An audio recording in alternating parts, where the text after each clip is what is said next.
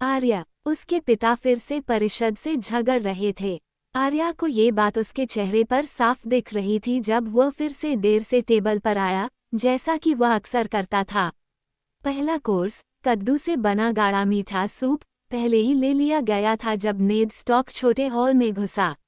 उन्होंने इसे great hall से अलग रखने के लिए ऐसा कहा, जहां राजा 1000 लोगों को दावत दे सकता था, लेकिन यह एक लंबा कमरा था जिसमें ऊंची छत थी और इसकी ट्रस्टल टेबल पर 200 लोगों के बैठने के लिए बेंच की जगह थी। मेरे स्वामी, जॉरी ने कहा जब पिता अंदर आए। वह अपने पैरों पर खड़ा हो गया और बाकी गार्ड भी उसके साथ खड़े हो गए। हर आदमी ने एक नया लबादा पहना था, जो सफ़ेद साटन बॉर्डर के साथ भारी ग्रे ऊन का था। पीटे हुए चांदी के एक हाथ ने प्रत्येक लबादे की ऊनी तहों को पकड़ रखा था और उनके पहनने वालों को हैंड के घरेलू गार्ड के रूप में चिन्हित किया था। उनमें से केवल 50 थे, इसलिए अधिकांश बेंच खाली थीं। बैठ जाओ, एडाड स्टॉक ने कहा। मैं देख रहा हूँ कि तुम मेरे बिना ही शुरू हो गए हो। मुझे ये जानकर खुशी हुई कि इस शहर में अभी भी कुछ समझदार लोग हैं। उसने भोजन फिर से शुरू करने का संकेत दिया। नौकरों ने लहसुन और जड़ी बूटियों की परत में भुनी हुई पसलियों की प्लेटें निकालनी शुरू कर दीं। यार्ड में चर्चा है कि हम एक टूर्नामेंट का आयोजन करेंगे, महाराज, जॉरी। अपनी सीट पर वापस आते हुए उसने कहा। वे कहते हैं कि राजा के हाथ के रूप में आपकी नियुक्ति के सम्मान में शूरवीर पूरे राज्य से युद्ध करने और दावत करने आएंगे। आर्या समझ सकती थी कि उसके पिता इस बात से बहुत खुश नहीं थे। क्या वे ये भी कहते हैं कि ये दुनिया की आखिरी चीज़ है जो मैं चाहूंगी? संसा की आंखें प्लेटों की तरह चौड़ी हो गई थीं। एक टूर्नामेंट, उसने सांस ली। वह सेप्टा मोर्डन और जेनी पूल के बीच बैठी थी, जहां तक संभव हो सके आर्या से दूर, ताकि पिता की फटकार न लगे। क्या हमें जाने की अनुमति होगी, पिता? तुम मेरी भावनाओं को समझती हो, संसा। ऐसा लगता है कि मुझे रॉबर्ट के खेलों की व्यवस्था करनी चाहिए और उसके लिए सम्मानित होने का दिखावा करना चाहिए। इसका मतलब यह नहीं है कि मुझे अपनी बेटियों को इस मूर्खता के अधीन करना चाहिए। ओह, प्लीज, संसा ने कहा।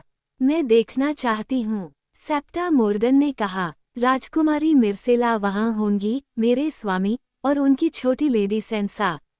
इस तरह के भव्य आयोजन में दरबार की सभी महिलाओं की उपस्थिति अपेक्षित होगी, और चूंकि यह टूर्नामेंट आपके सम्मान में है, इसलिए अगर आपका परिवार इसमें शामिल नहीं हुआ तो यह अजीब लगेगा। पिता दुखी दिखे। मुझे लगता है कि ऐसा ही है। बहुत अच्छा, मैं तुम्हारे लिए जगह का इंतजाम कर दूंगा, संसा। उन्होंने आर्या को देखा। तुम दोनों के लिए, आर्या ने कहा। मुझे उनके बेवकूफ़ टूर्नामेंट की परवाह नहीं है।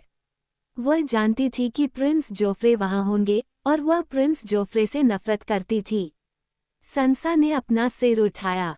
यह एक शानदार आयोजन होगा।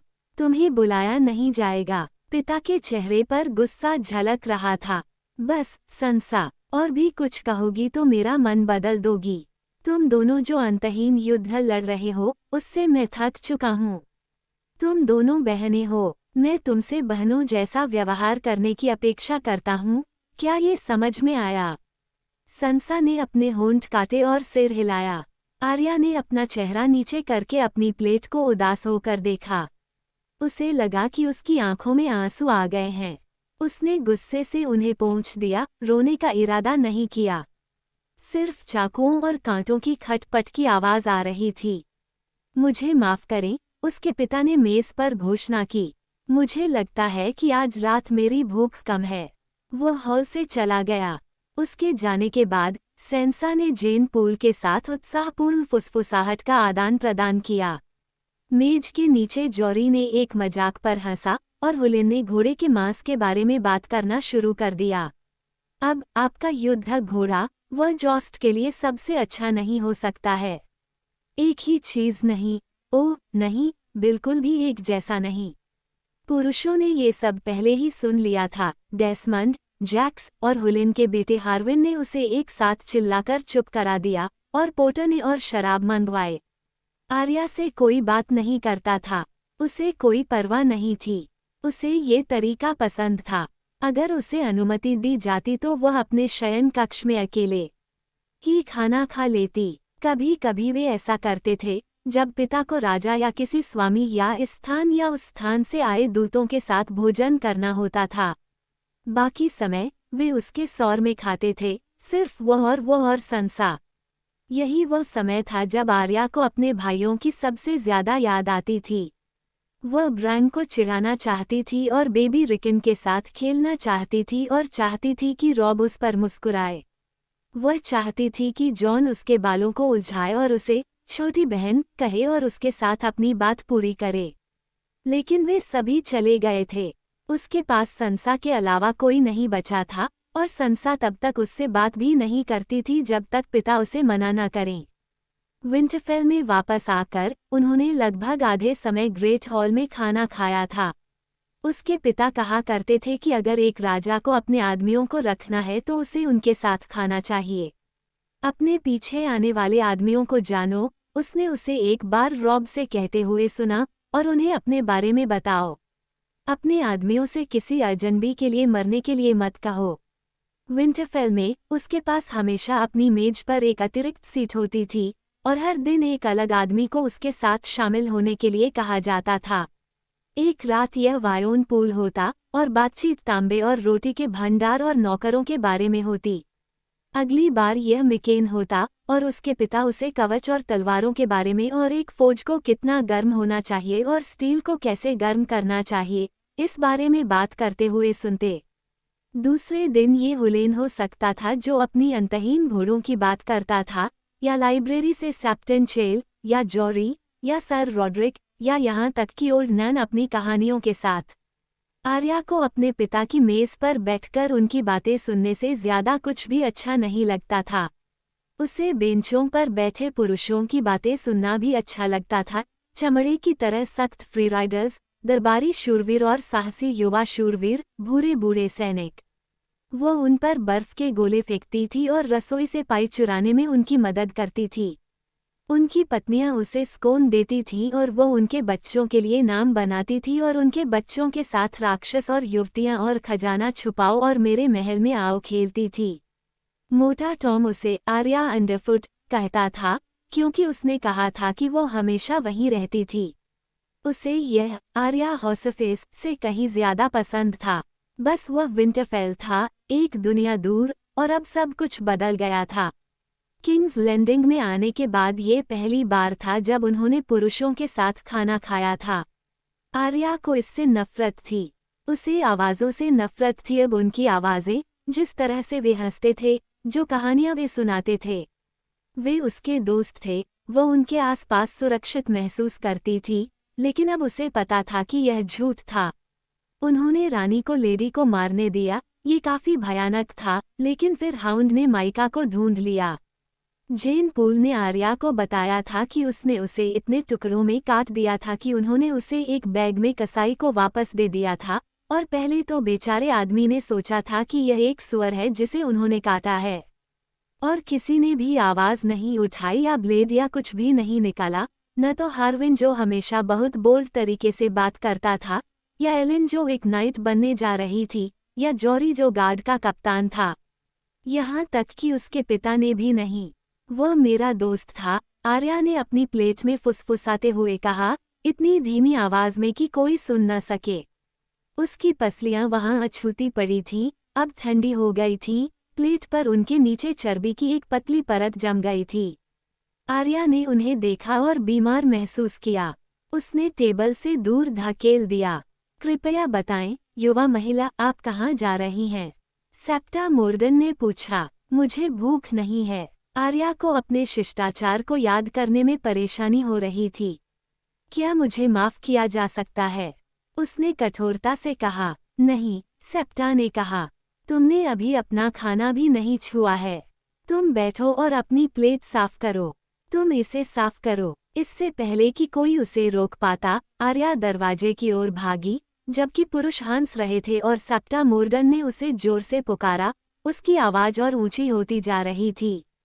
मोटा टॉम अपने पद पर था, हाथ के टॉवर के दरवाजे की रखवाली कर रहा था। जब उसने आर्या को अपनी ओर भागते हुए देखा और सेप्टा की चीखें सुनी, तो वह पलके झपका गया। अब यहाँ छोटे रुको, उसने कहना शुरू किया, लेकिन आर्या उसके पैरों के बीच से फिसल गई और फिर वह घुमावदार टॉवर की सीढ़ियों पर भाग रही थी। उसके पैर पत्थर पर टकरा रहे थे जबकि मोटा टॉम उसके पीछे पीछे हाँफ रहा था। आर्या को किंग्स लैंडिंग में सिर्फ उसका शयन कक्ष ही पसंद था और उसे जो चीज सबसे ज्यादा पसंद थी वह था दरवाजा, काले लोहे की पट्टियों वाला एक बहुत बड़ा ओक का स्लैब। जब उसने उस दरवाजे को जोर से बंद किया और भारी क्रॉसबार को गिरा दिया तो कोई भी उसके कमरे में नहीं जा सकता था, न सेप्टा मोर्डन या फैक्टॉम या सेंसा या जॉरी या हाउंड, कोई भी नहीं। उसने अब उसे जोर से बंद कर दिया। जब बार बंद हो गया तो आर्या को अंततः रोने का एहसास हुआ। वो खिड़की वाली सीट पर जाकर बैठ गई, सूंघते हुए, उन सभी से नफरत करते हुए और सबसे ज्यादा खुद से। ये सब उसकी गलती थी, जो कुछ भी बुरा हुआ था। संसा ने ऐसा कहा और जेन ने भी। मोटा टॉम उसके दरवाजे पर दस्तक दे रहा था। आर्या लड़की, क्या हुआ? उसने पुकारा। तुम अंदर हो? नहीं, वह चिल्लाए। दस्तक बंद हो गई। एक क्षण बाद उसने उसे दूर जाते हुए सुना। मोटे टॉम को हमेशा बेवकूफ बनाना आसान था। आर्या अपने बिस्तर के नीचे रखी संदूक के पास गई। उसने घुटनों के बल बैठकर ढक्कन खोला और दोनों हाथों से अपने कपड़े बाहर निकालने लगी। रेशम, साटन, मखमल और ऊन के कपड़े मुट्ठी भर लेकर फर्श पर फेंकने लगी। ये संदूक के नीचे था जहां उसने इसे छिपाया था।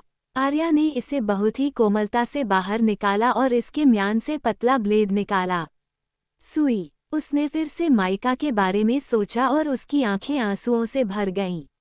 उसकी गलती, उसकी गलती, उसकी गलती। अगर उसने कभी उससे तलवार चलाने के लिए नहीं कहा होता। उसके दरवाजे पर पहले से ज्यादा तेज दस्तक हुई। आर्या स्टॉक, तुम तुरंत दरवाजा खोलो, क्या तुम सुन रही हो? आर्या ने सुई हाथ में लेकर घूमकर कहा, तुम्हारा आना अच्छा नहीं होगा यहाँ। उसने चेतावनी दी। उसने हवा पर क्रूरतापूर्वक वार किया। हाथ को इस बारे में पता चल जाएगा। सेप्टा मोर्डन ने क्रोधित होकर कहा। मुझे कोई परवाह नहीं, आर्या चिल्लाई। चले जाओ, युवती, तुम्हें इस अशिष्ट व्यवहार पर पछतावा होगा, मैं तुमसे ये वादा करता हूँ। आर्या दरवाजे पर खड़ी होकर सुनती रही जब तक कि उसे सेप्टा के पीछे हटते कदमों की आवाज सुनाई नहीं दी। वह सुई को हाथ में लेकर खिड़की के पास वापस गई और नीचे आंगन में देखने लगी। काश वह ब्रांड की तरह चढ़ पाती, उसने सोचा। वह खिड़की से बाहर निकलकर टॉवर से नीचे उतर जाती, इस भयानक जगह से भाग जाती, सांसा और सेप्टा मोर्डन और प्रिंस जोफ्रे से दूर, उन सभी से। रसोई से कुछ खाना चुराती, सुई और उसके अच्छे जूते और एक गर्म लबादा ले जाती। वह ट्राइडेंट के नीचे जंगली जंगल में निमिरिया को ढूंढ सकती थी और साथ में वे विंटरफेल लौट सकते थे या दीवार पर जॉन के पास भाग सकते थे। उसने खुद को ये कामना करते हुए पाया कि जॉन अभी उसके साथ होता। तब शायद वह इतना अकेला महसूस नहीं करती। उसके पीछे दरवाजे पर हुई हल्की दस्तक ने आर्या को खिड़की और भागने के उसके सपनों से दूर कर दिया। आर्या, उसके पिता की आवाज ने पुकारा। दरवाजा खोलो, हमें बात करनी है। आर्या कमरे में घुसी और क्रॉसबार उठा लिया। पिता अकेले थे। वे गुस्से से ज्यादा दुखी लग रहे थे। इससे आर्या को और भी बुरा लगा। क्या मैं अंदर आ सकती हूँ? आर्या ने सिर हिलाया, फिर शर्म से आंखें झुका लीं। पिता ने दरवाजा बंद कर लिया। ये तलवार किसकी है? मेरा। आर्या अपने हाथ में सुई को लगभग भूल ही गई थी। इसे मुझे दे दो। अनिच्छा से आर्या ने अपनी तलवार सौंप दी, ये सोचकर कि क्या वह इसे फिर कभी थाम पाएगी। उसके पिता ने इसे रोशनी में घुमाया, ब्लेड के दोनों तरफ की जांच की। उसने अपने अंगूठे से ब्लेड की नोक का परीक्षण किया। एक ब्रावो का ब्लेड, उसने कहा। फिर भी मुझे लगता है कि मैं इस निर्माता के निशान को जानता हूँ। यह मिकेन का काम है। आर्या उससे झूठ नहीं बोल सकती थी। उसने अपनी आंखें नीची कर लीं। लॉर्ड एडाद स्टॉक ने आह भरी। मेरी 9 साल की बेटी को मेरे ही भट्टे से हथियार मिल रहे हैं और मुझे इसके बारे में कुछ भी नहीं पता। राजा के हाथ से 7 राज्यों पर शासन करने की उम्मीद की जाती है, फिर भी ऐसा लगता है कि मैं अपने घर पर भी शासन नहीं कर सकता। आर्या, तुम्हारे पास तलवार कैसे आई? तुम्हें ये कहाँ से मिली? आर्या ने अपने होंठ चबाए और कुछ नहीं कहा। वह जॉन को धोखा नहीं देगी, यहाँ तक कि उनके पिता को भी नहीं। थोड़ी देर बाद पिता ने कहा, मुझे नहीं लगता कि इससे कोई फर्क पड़ता है, सच में। उसने अपने हाथों में तलवार को गंभीरता से देखा। ये बच्चों के लिए खिलौना नहीं है, खासकर लड़कियों के लिए। अगर सेप्टा मोर्डन को पता चले कि तुम तलवारों से खेल रहे हो तो वह क्या कहेगी? मैं खेल नहीं रहा था, आर्या ने जोर देकर कहा। मुझे सेप्टा मोर्डन से नफरत है। बस, बहुत हो गया।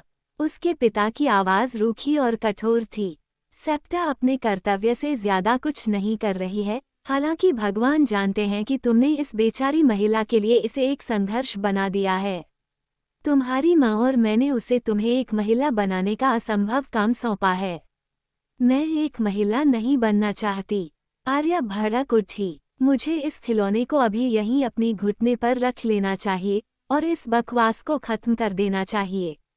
सुई नहीं टूटेगी, आर्या ने चुनौती देते हुए कहा, लेकिन उसकी आवाज ने उसके शब्दों को धोखा दे दिया।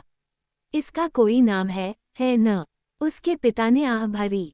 आर्या, तुम में जंगलीपन है, बच्ची।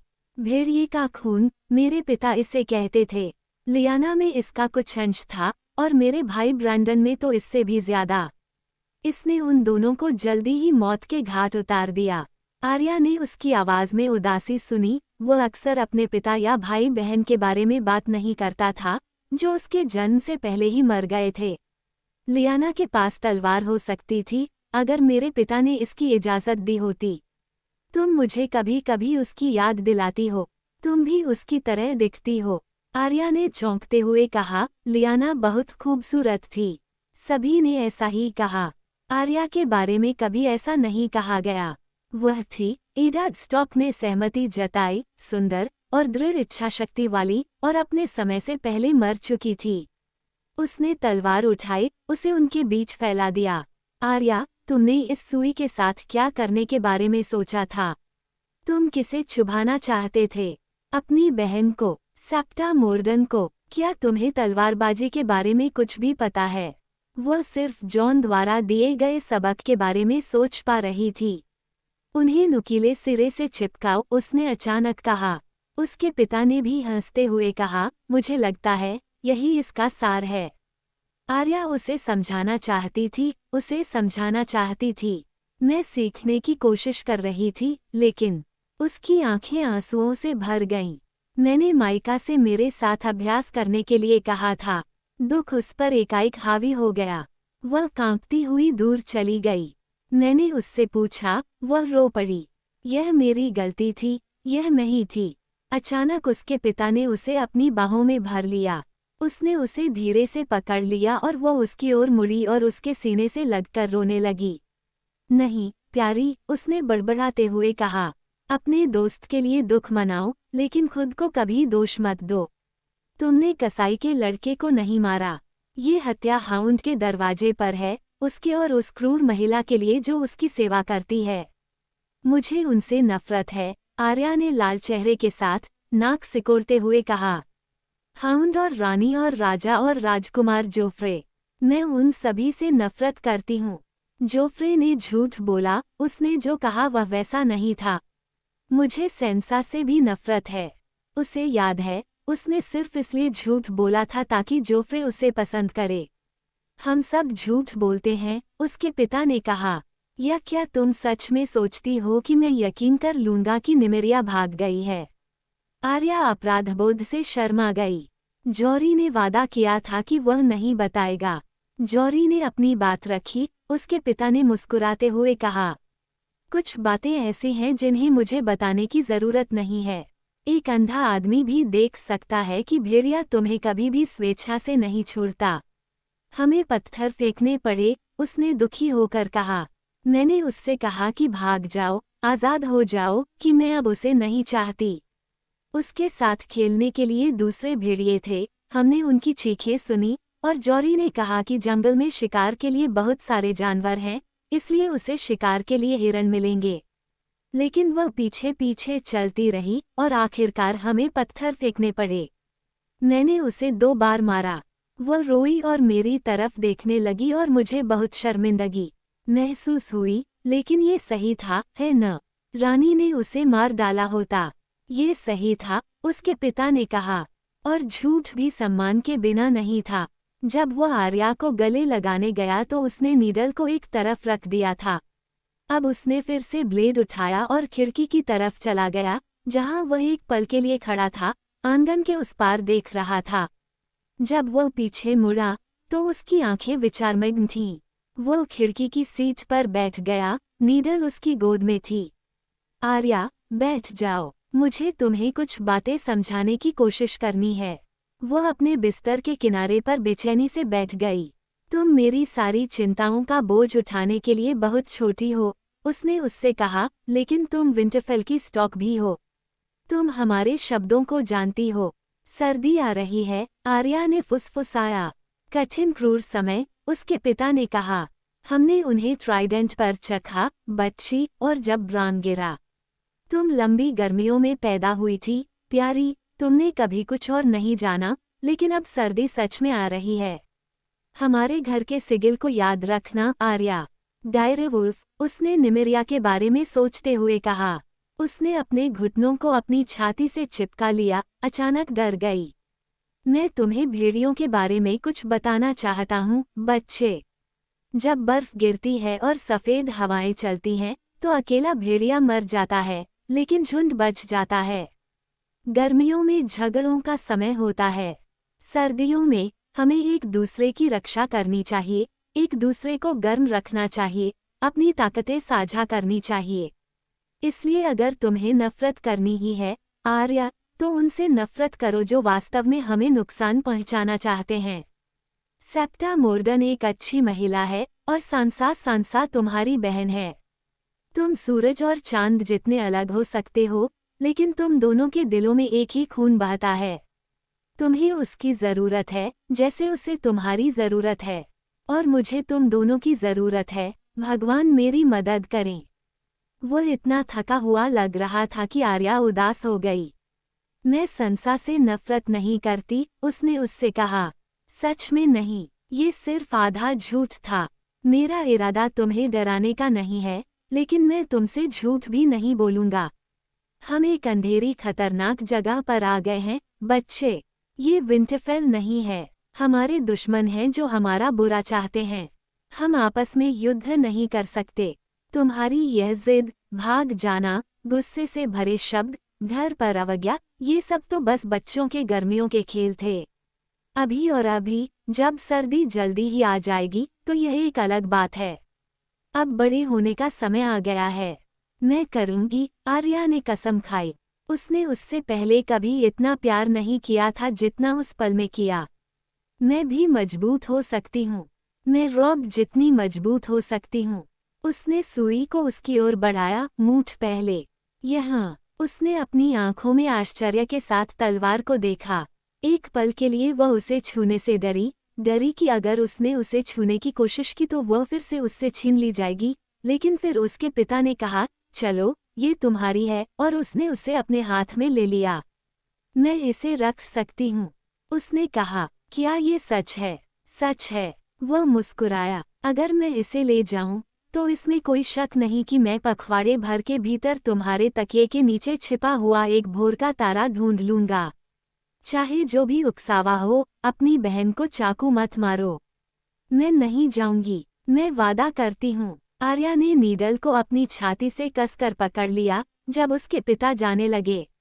अगली सुबह, जब उन्होंने अपना उपवास तोड़ा, तो उसने सेप्टा मोर्डन से माफ़ी मांगी और माफ़ी मांगी। सेप्टा ने उसे संदेह भरी नज़रों से देखा, लेकिन पिता ने सिर हिला दिया। 3 दिन बाद, दोपहर के समय, उसके पिता के प्रबंधक वायोन पूल ने आर्या को छोटे हॉल में भेजा। ट्रेस्टल टेबलों को हटा दिया गया था और बेंचों को दीवारों से सटा दिया गया था। हॉल खाली लग रहा था, जब तक कि एक अपरिचित आवाज ने कहा, तुम देर से आए हो, लड़के। एक गंजा सिर और बड़ी चोंच वाली नाक वाला एक दुबला पतला आदमी छाया से बाहर आया, जिसके हाथ में पतली लकड़ी की तलवारें थीं। कल तुम दोपहर को यहाँ आओगे, उसका उच्चारण फ्री सिटीज, शायद ब्रावोस या माया की धुन जैसा था। आप कौन हैं? आर्या ने पूछा। मैं तुम्हारा डांसिंग मास्टर हूँ। उसने उसे लकड़ी का एक ब्लेड फेंका। उसने उसे पकड़ने की कोशिश की, लेकिन चूक गई और उसे फर्श पर गिरते हुए सुना। कल तुम इसे पकड़ोगे, अभी इसे उठा लो। ये सिर्फ एक छड़ी नहीं थी, बल्कि एक असली लकड़ी की तलवार थी जिसमें पकड़, सुरक्षा और पॉमेल सब कुछ था। आर्या ने इसे उठाया और घबराहट में दोनों हाथों से पकड़ते हुए अपने सामने फैलाया। ये दिखने में जितना भारी था, उससे कहीं ज्यादा भारी था, नीडल से भी ज्यादा भारी। गंजे आदमी ने अपने दांत चटकाए। ये तरीका नहीं है, बेटा। यह कोई बड़ी तलवार नहीं है जिसे घुमाने के लिए 2 हाथों की जरूरत हो। तुम एक हाथ में ब्लेड पकड़ोगे। आर्या ने कहा, ये बहुत भारी है। यह उतना ही भारी है जितना आपको मजबूत बनाने और संतुलन के लिए आवश्यक है। अंदर का एक खोखला हिस्सा शीशे से भरा हुआ है, बस इतना ही। अब एक हाथ ही काफी है। आर्या ने अपना दाहिना हाथ पकड़ से हटाया और अपनी पसीने से भीगी हथेली को अपनी पैंट पर पोंछा। उसने तलवार को अपने बाएं हाथ में पकड़ रखा था। वह सहमत लग रहा था। बायां हाथ ठीक है। सब कुछ उल्टा है, यह आपके दुश्मनों को और भी असहज कर देगा। अब तुम गलत तरीके से खड़ी हो। अपना शरीर बगल की ओर मोड़ो। हाँ, ऐसा ही है। तुम भाले की धार जितनी पतली हो, क्या तुम्हें पता है? ये भी अच्छा है, लक्ष्य छोटा है। अब पकड़, मुझे देखने दो। वो करीब गया और उसके हाथ को देखा, उसकी उंगलियों को अलग करते हुए उन्हें फिर से व्यवस्थित किया। बस, हाँ, इसे इतना कसकर मत दबाओ। नहीं, पकड़ कुशल, नाजुक होनी चाहिए। अगर मैं इसे गिरा दूं तो क्या होगा? आर्य ने कहा। स्टील तुम्हारी बांह का हिस्सा होना चाहिए, गंजे आदमी ने उससे कहा। क्या तुम अपनी बांह का हिस्सा गिरा सकती हो? नहीं। 9 साल तक सिरियो फोरेल ब्रावोस के सीलॉर्ड के लिए पहली तलवार थी, वह इन चीजों को जानता है। उसकी बात सुनो, बेटा। ये तीसरी बार था जब उसने उसे लड़का कहा था। मैं एक लड़की हूँ, आर्या ने आपत्ति जताई। लड़के, लड़की, सिरियो फोरेल ने कहा। तुम तलवार हो, बस इतना ही। उसने अपने दांत चटकाए। बस, यही पकड़ है। तुम युद्ध कुल्हाड़ी नहीं पकड़े हो, तुम एक सुई, आर्य ने उसके लिए उग्रता से कहा। बस, अब हम नृत्य शुरू करेंगे। याद रखो, बच्चे, ये वेस्टरोस का लौ नृत्य नहीं है जिसे हम सीख रहे हैं। शूरवीरों का नृत्य, हैकिंग और हथौड़ा मारना, नहीं। ये ब्रावो का नृत्य है, पानी का नृत्य, तेज और अचानक। सभी मनुष्य पानी से बने हैं, क्या तुम जानते हो? यह, जब तुम उन्हें छेदते हो, तो पानी निकल जाता है और वे मर जाते हैं। वो एक कदम पीछे हट गया, अपनी लकड़ी की तलवार उठाए। अब तुम मुझ पर वार करने की कोशिश करोगे। आर्या ने उस पर हमला करने की कोशिश की। उसने 4 घंटे तक कोशिश की, जब तक कि उसके शरीर की हर मांसपेशी में दर्द और पीड़ा नहीं होने लगी, जबकि सिरियो फोरेल अपने दांतों को आपस में टकराते हुए उसे बता रहा था कि उसे क्या करना है। अगले दिन उनका असली काम शुरू हुआ।